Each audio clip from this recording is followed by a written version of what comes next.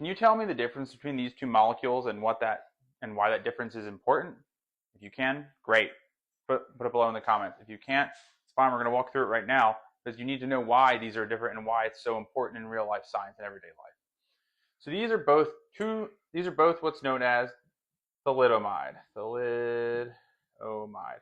There was a drug in, I believe, the 40s and 50s. And so this is the S configuration of thalidomide, and this is the R configuration of thalidomide. Well, what's the difference, you might say? Well, one, they're enantiomers of each other, because these are non-superimposable mirror images. If I could take these both by enough space, I could put them like this, you see a mirror plane. Well, why is this important for everyday life? So you should know that enantiomers, the only way they differ is their spatial orientation and how they bend polarized light.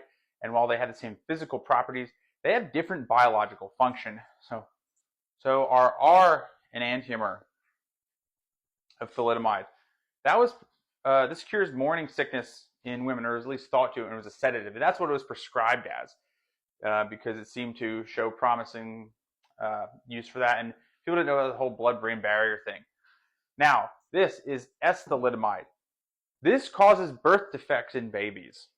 Now, this was being sold as a racemic mixture because people didn't really understand the concept of isomers and their different biological function, or the whole, blood-brain barrier and I don't think it was so much the blood-brain barrier, but that drugs taken by the mother could be transferred to the fetus.